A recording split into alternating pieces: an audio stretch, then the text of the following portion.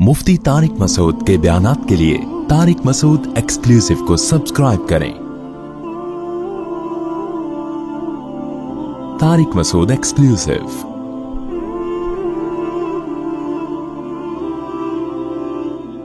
खर्च करना जो है ना सदका का के बिल्कुल अपोजिट है सूद।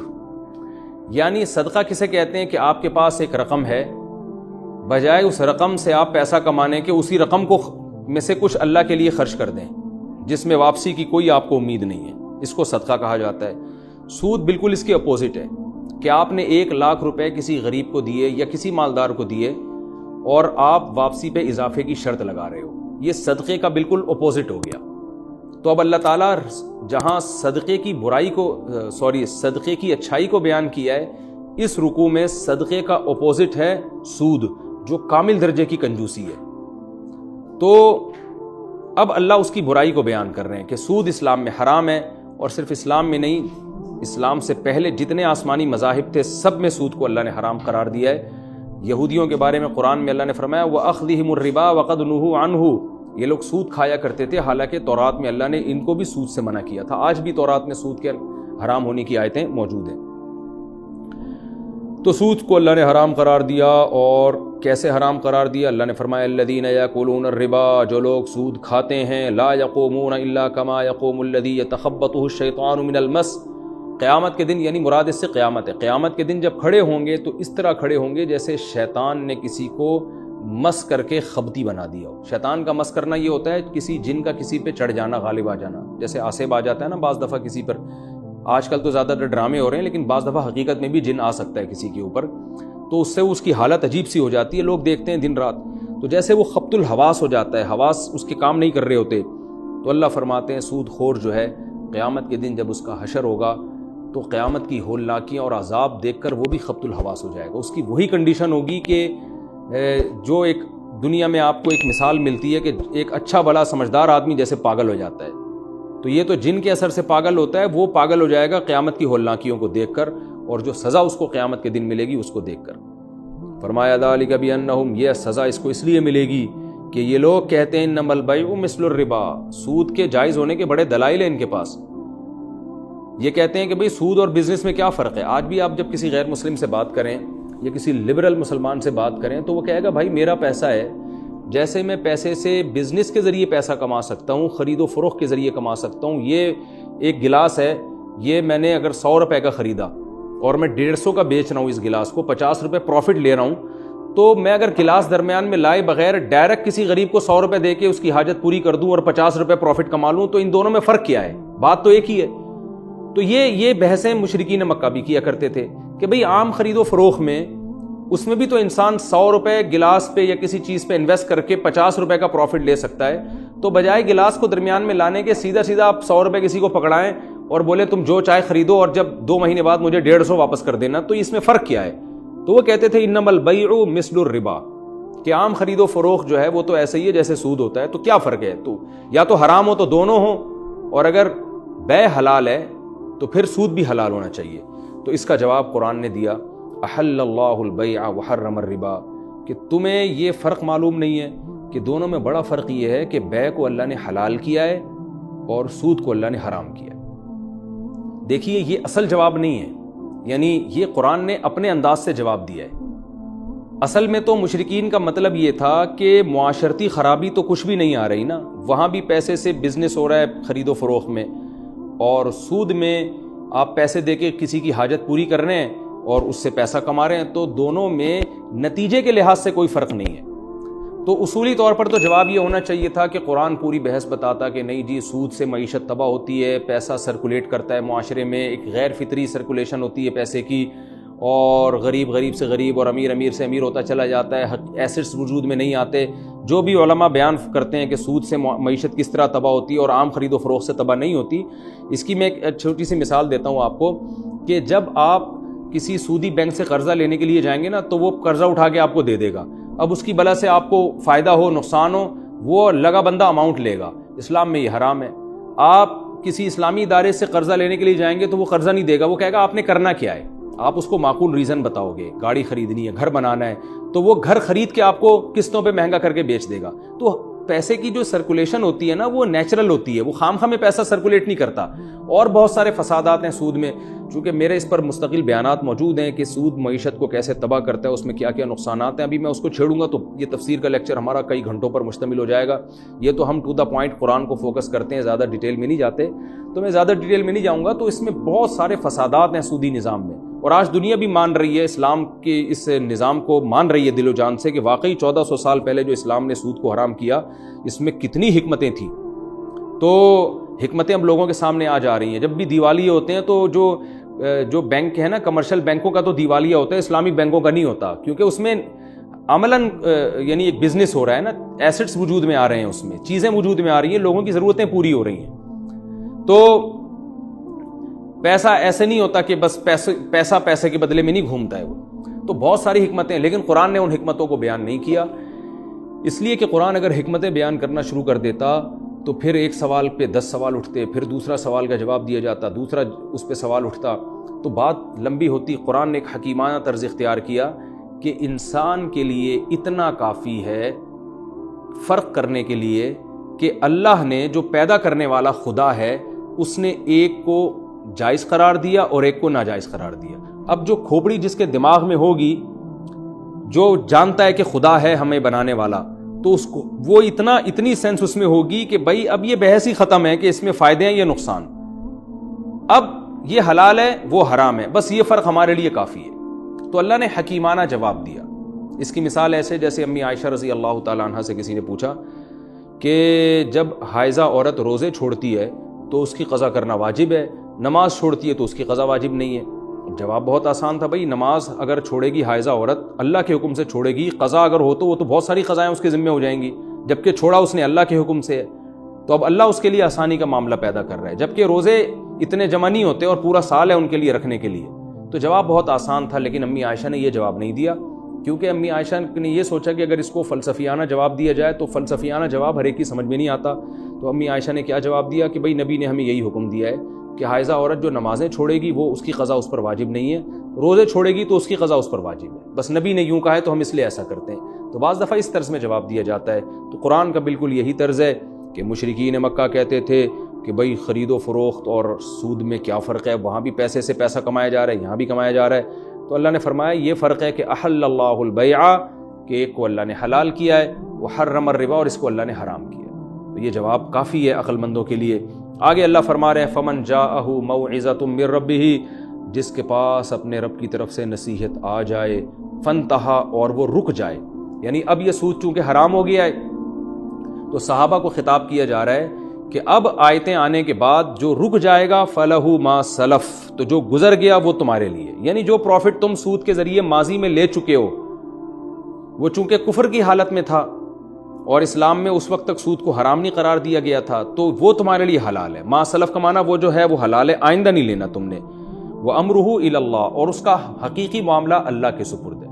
یعنی ظاہری طور پر تو اب کسی مسلمان کو سود کھانے کی اجازت نہیں دی جائے گی, جو ماضی میں ہو چکا, اور اس کا حقیقی معاملہ اللہ کے سپرد ہے. یعنی اب اللہ دلوں کے حالات جانتے ہیں کہ اس نے دل سے توبہ کی ہے یا صرف لوگوں کو دکھانے کے لیے توبہ کی ہے, اس میں ہمیں بحث کی اجازت نہیں ہے, بلکہ یہ معاملہ اللہ کے سپرد ہے. مسلمان کو اس سے اچھا گمان رکھنا پڑے گا. وَمَنْ عَادَ, فرمایا جو دوبارہ ان آیتیں سننے کے بعد لوٹے گا, دوبارہ سے سود کی طرف آئے گا, فَأُولَئِكَ أَصْحَابُ النَّارِ, تو یہ لوگ آگ والے لوگ ہیں, ہم فیہا خالدون, اور اس میں یہ ہمیشہ ہمیشہ رہیں گے. یہاں ومن عادہ کے دو مطلب بیان کیے گئے ہیں. ایک تو یہ ہے کہ جو عملی طور پر سود کھائے گا, یعنی اللہ نے حرام کر دیا اب بھی کھا رہا ہے, اس کو پتہ بھی چل گیا کہ سود حرام ہے پھر بھی کھا رہا ہے, تو یہ آگ والے لوگ ہیں جس میں یہ ہمیشہ رہیں گے. تو اس سے مراد اہل اسلام ہے. یعنی مسلمانوں میں جسی کو پتہ چل گیا کہ سود حرام ہے پھر بھی کھائے گا تو یہ آگ والے لوگ ہیں جس میں ہمیشہ رہیں گے. تو یہاں ہمیشہ سے مراد یہ ہے کہ اس کی اصل سزا ہمیشہ ہی ہے.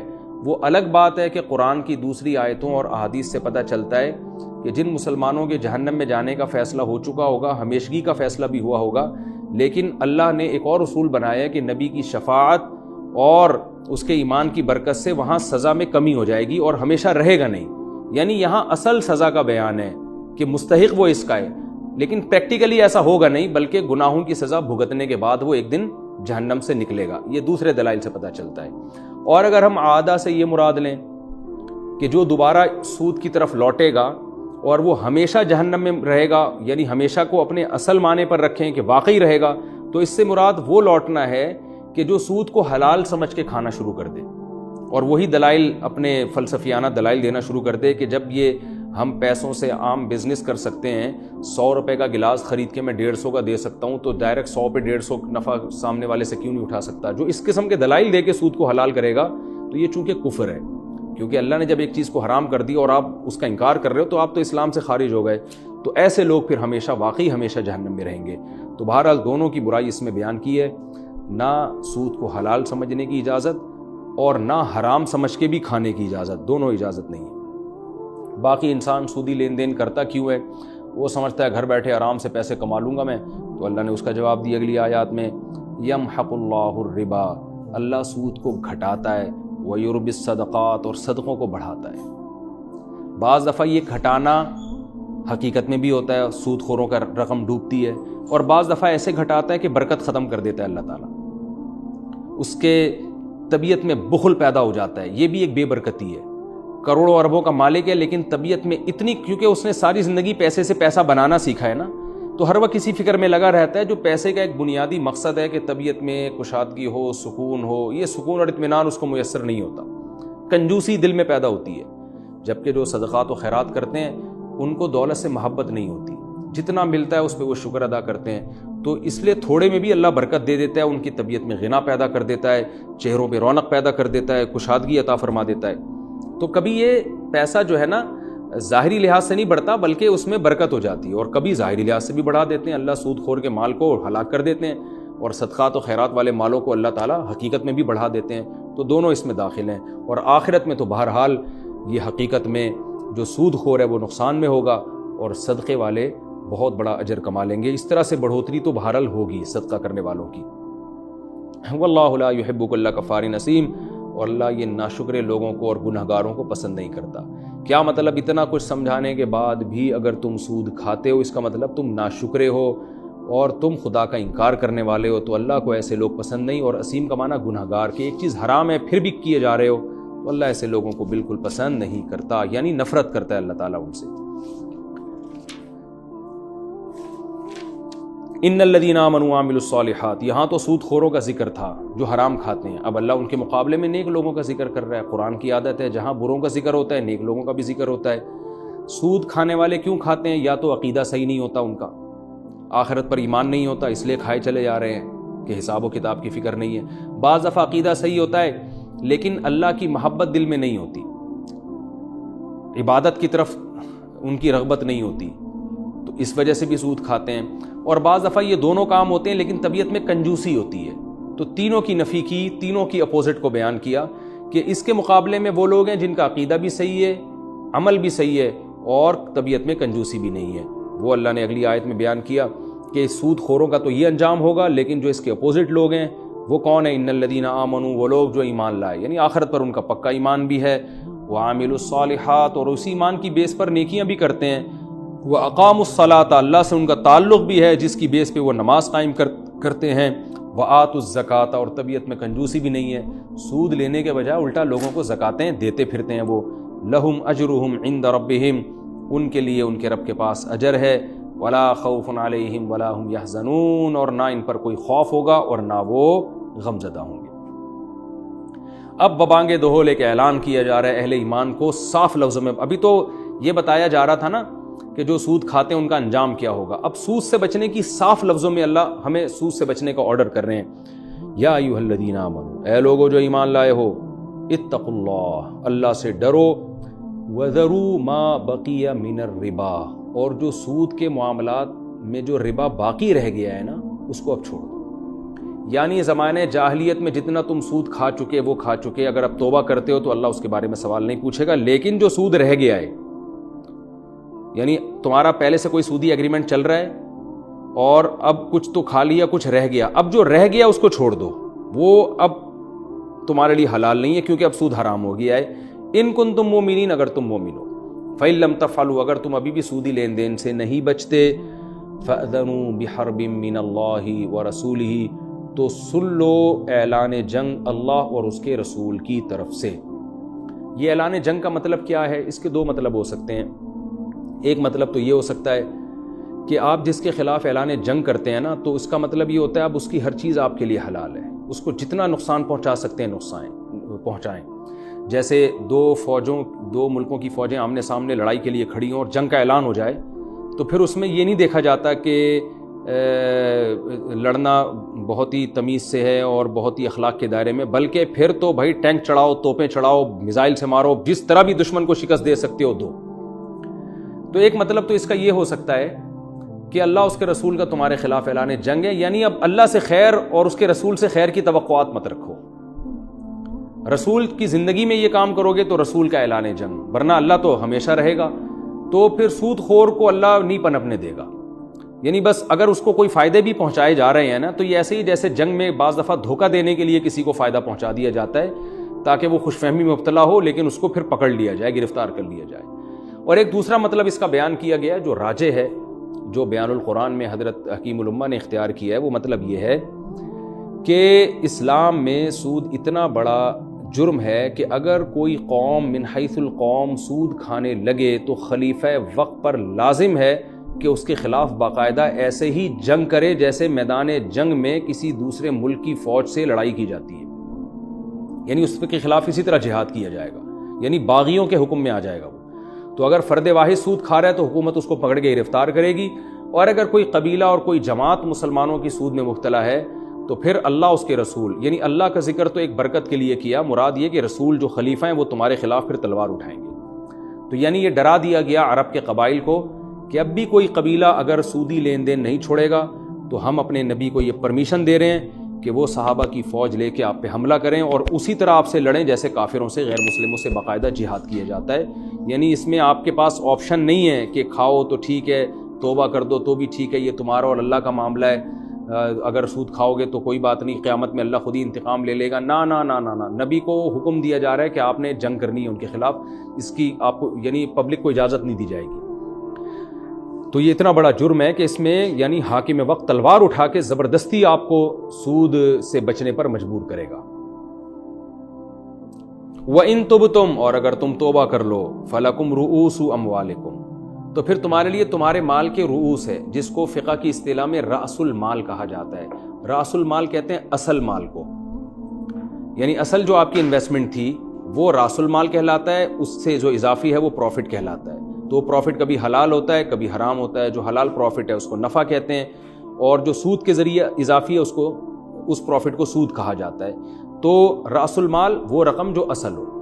تو اللہ نے فرمایا وَإِن تُبْتُمْ، اگر تم توبہ کر لیتے ہو، فَلَكُمْ رُؤُوسُ أَمْوَالِكُمْ، تو تمہارے لیے تمہارے رؤوس جمع ہے، یعنی جتنے تم نے انویسٹمنٹ کی بھی ہے اس سب کے اصل رقم تم لے سکتے ہو۔ لا تظلمون ولا تظلمون، نہ تم کسی پر ظلم کرو گے نہ تم پر ظلم کیا جائے گا۔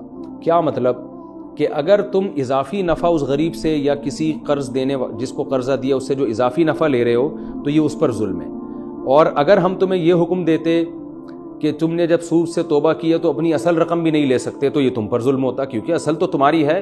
تو اس لیے ایک اصول اور ضابطہ بیان کر دیا کہ نہ تم نے ظلم کرنا ہے اور نہ تم پر ظلم کیا جائے گا۔ وَإِن كَانَ ذُو عُسْرَةٍ فَنَظِرَةٌ إِلَىٰ مَيْسَرَةٍ، اب اللہ نے بتایا جو اصل رأس المال ہے نا، جو اصل تمہاری رقم تھی، وہ بھی اس صورت میں لینا جائز ہے کہ اس میں دینے کی طاقت بھی ہو، کیونکہ بعض دفعہ غریبوں کو بھی سودی قرضہ دیا جاتا ہے، بعض دفعہ تو امیروں کو بھی دیا جاتا ہے، وہ بھی حرام ہے، بعض دفعہ غریبوں کو دیا جاتا ہے۔ تو غریب آدمی کا اصول بیان کیا کہ اگر وہ تنگ دست ہے تو پھر اسے کچھ وقت کے لیے تمہیں مہلت دینی پڑے گی، کیونکہ جب اس کے پاس ہے ہی نہیں دینے کے لیے تو وہ کہاں سے دے گا، تو پھر زبردستی راس المال بھی نہیں لے سکتے۔ یہ اس لیے بتایا کہ اب اس آیت کو سن کے ایسا نہ ہو کہ کوئی شخص یہ کہے کہ اصل میرا جو مال ہے وہ تو حلال ہے، تو اب غریب کے جا کے سر پہ کھڑے ہو گئے، اس کے بعد ہے ہی نہیں کہاں سے دے گا، اب اس کو مارنا پیٹنا شروع کر دیا۔ تو اس لیے اللہ نے فرمایا اصل مال حلال ہے بشرطے کہ اس میں تمہاری اصل رقم دینے کی طاقت ہو۔ اگر وہ غریب ہے تو پھر تم پر لازم ہے کہ اس کو مہلت دو، اور اگر تم تصدقو، صدقہ ہی کر دو، یعنی چھوڑ دو وہ رقم کہ چلو یار میں نے معاف کر دیا، تو خیر لکم، یہ تو پھر اور تمہارے لیے بہتر ہے، ان کنتم تعلمون، اگر تم جانتے ہو، تو اس میں تو صدقے کا ثواب ملے گا اور تمہیں اور زیادہ فائدہ ہوگا۔ واتقوا یوما ترجعون فیہ الی اللہ۔ اب اس مضمون کو اس آخری آیت پہ ختم کیا جا رہا ہے کہ یہ ساری باتیں، صدقہ کرنا، سود سے بچنا، رأس المال کے معاملے میں غریب کو مہلت دینا، یہ سب باتیں، یا صدقہ اس کو اصل رقم ہی معاف کر دینا، یہ سب چیزیں ان کی سمجھ میں آئیں گی جن کو یہ احساس ہو کہ کل قیامت کے دن ہم نے اللہ کے سامنے کھڑے ہو کر اپنے اعمال کا حساب دینا ہے۔ تو جو اس دن سے ڈرتا ہے نا، وہ ان احکام کو فالو کرے گا۔ جو اس دن کو مانتا ہی نہیں ہے، اس کے لیے تو دنیا ہی سب کچھ ہے۔ اس لیے اللہ نے فرمایا واتقوا یوما، اس دن سے ڈرو، ترجعون فیہ الی اللہ، جس دن تم اللہ کی طرف لوٹائے جاؤ گے۔ ایک دن آنے والا ہے، تو جتنی نیکیاں یہاں کر لو گے نا، تو جب اللہ سے ملاقات ہوگی تو یہ اچھی ملاقات ہوگی۔ ثم توفی کل نفس ما کسبت، تو اور پھر کیا ہوگا، ہر نفس کو جو کچھ اس نے کیا ہے اس کا پورا پورا بدلہ دیا جائے گا۔ اگر برا کرو گے تو پھر برائی کا بدلہ، برا بدلہ ملے گا، اچھا کرو گے تو اچھا بدلہ ملے گا۔